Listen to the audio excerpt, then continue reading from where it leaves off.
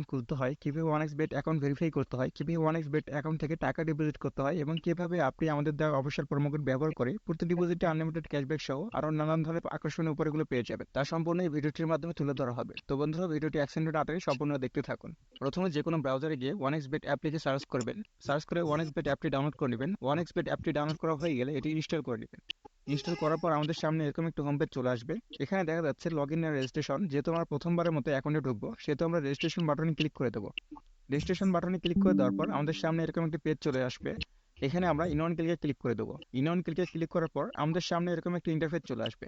এখানে বন্ধুরা দেখা যাচ্ছে 4 নম্বর অপশন প্রোমো কোড। বন্ধুরা অবশ্যই প্রোমো কোডটি ভালোভাবে বসাবেন, না হলে কিন্তু আপনাদের আইডিটা ভেরিফাই হবে না এবং আমাদের দেওয়া উপহারগুলো আপনি মিস করবেন। এবং বন্ধুরা, নতুন বছর উপলক্ষে আমাদের দেওয়া এই প্রোমো কোডটি ব্যবহার করে আপনি প্রথম ডিপোজিটে 100% ক্যাশব্যাক সহ আরো প্রতি সপ্তাহ ও মাসে আকর্ষণীয় নানান ধরনের উপহারগুলো পেয়ে যাবেন এবং পরের ডিপোজিটগুলোতে আপনি আকর্ষণীয় ক্যাশব্যাক অফারগুলো গ্রহণ করতে পারবেন। এবং বন্ধুরা, আমাদের এই প্রোমো কোডের ধারায় আপনি আরো নানান ধরনের সুযোগ সুবিধা পেয়ে যাবেন। তো বন্ধুরা, অবশ্যই প্রোমো কোডটি ভালোভাবে বসাবেন। আমাদের প্রোমো কোডটি হচ্ছে KGF50। আমি আবার বলছি, আমাদের প্রোমো কোডটি হচ্ছে KGF50। প্রোমো কোডটি বসানো হয়ে গেলে নিচে থেকে খালি ঘরগুলো পূরণ করে দিবেন। খালি ঘরগুলো পূরণ করা হয়ে গেলে সাথে টাকা টিক মার্কে ক্লিক করে দিবেন। টিক মার্কে ক্লিক করে দেওয়ার পর I am not a robot এরকম একটা পেজ চলে আসবে।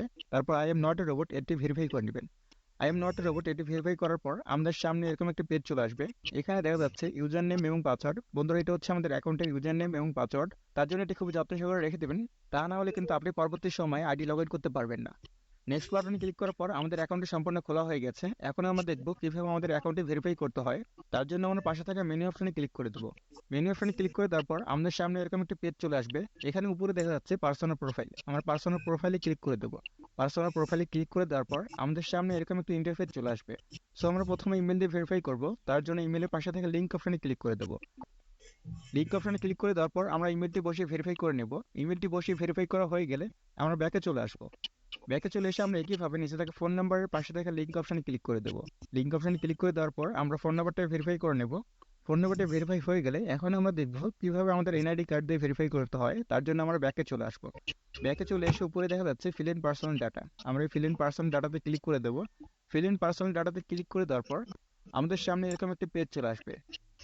এখানে আমরা first name, surname, middle name, date of birth এবং রিজন বসাবো। রিজন অবশ্যই বাংলাদেশে দিবেন। সিটির মধ্যে আপনি যে সিটিতে আছেন সেই সিটির নামটা এখানে বসিয়ে দেবেন।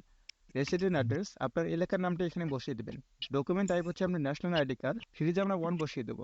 ডকুমেন্ট নাম্বার আপনাদের ভোটার আইডি কার্ডের যে নাম্বারটি রয়েছে সেই নাম্বারটা এখানে বসিয়ে দেবেন। ডেট অফ ইস্যু হচ্ছে আপনার ভোটার আইডি কার্ডের পেছনে যে প্রধান তারিখটা দেওয়া আছে সেই তারিখটা এখানে বসিয়ে দেবেন। ইস্যুড বাই বাংলাদেশ গভর্নমেন্ট একদম ভালো করে বসিয়ে দেবো। একটি সংখ্যাও যাতে বাদ না যায়। একটি সংখ্যা বাদ গেলে কিন্তু আমাদের আইডিটা ভেরিফাই হবে না। সেই সিটির নামটা এখানে বসিয়ে দেবেন। রেসিডেন্ট অ্যাড্রেস আপনার এলাকার নামটা এখানে বসিয়ে দেবেন। ডকুমেন্ট টাইপ হচ্ছে আপনার ন্যাশনাল আইডি কার্ড। সিরিজে আমরা 1 বসিয়ে দেবো। ডকুমেন্ট নাম্বার আপনাদের ভোটার আইডি কার্ডের যে নাম্বারটি রয়েছে সেই নাম্বারটা এখানে বসিয়ে দেবেন। ডেট অফ ইস্যু হচ্ছে আপনার ভোটার আইডি কার্ডের পেছনে যে প্রধান তারিখটা দেওয়া আছে সেই তারিখটা এখানে বসিয়ে দেবেন। ইস্যুড বাই বাংলাদেশ গভর্নমেন্ট একদম ভালো করে বসিয়ে দেবো। একটি সংখ্যাও যাতে বাদ না যায় এবং সবকিছু ঠিকঠাক থাকলে নিজেকে টিক মার্কে ক্লিক করে দেবেন। বন্ধুরা, আমাদের আইডিটা ভেরিফাই হয়ে গেছে। এখন আমরা দেখবো কিভাবে আমাদের আইডি থেকে টাকা ডিপোজিট করতে হয়। তার জন্য আমরা ব্যাকে চলে আসবো। ব্যাকে চলে এসে উপরে দেখা যাচ্ছে ডিপোজিট অপশন। আমরা ডিপোজিট অপশনে ক্লিক করে দেবো। ডিপোজিট অপশনে ক্লিক করে দেওয়ার পর আমাদের সামনে এরকম একটি পেজ চলে আসবে। এখানে আপনি টাকা ডিপোজিট করার বিভিন্ন ধরনের মাধ্যম দেখতে পারবেন। দেখবেন বিভিন্ন ধরনের মাধ্যম যেমন বিকাশ, রকেট, নগদ, উপায় এরকম নানান ধরনের পেমেন্ট মাধ্যম রয়েছে।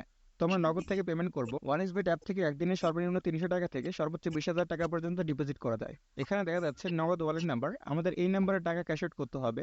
আমি 1,000 টাকা ডিপোজিট করেছি, তার জন্য 1,000 সিলেক্ট করে দেবো। 1,000 সিলেক্ট করে দেওয়ার পর এখানে দেখা যাচ্ছে ইউর নগদ ওয়ালেট নাম্বার। এখানে আমরা যে নাম্বারটিতে টাকা পাঠিয়েছি সেই নাম্বারটা এখানে বসিয়ে দেবো। নাম্বারটি বসানো হয়ে গেলে নিচে দেওয়া আছে ট্রানজ্যাকশন আইডি। টাকা পাঠানোর পর একটা ট্রানজ্যাকশন আইডি থাকে, সেই ট্রানজ্যাকশন আইডিটা এখানে বসিয়ে দেবো। বসিয়ে দেওয়ার পর একবার সবকিছু চেক করে নেবো সবকিছু ঠিকঠাক আছে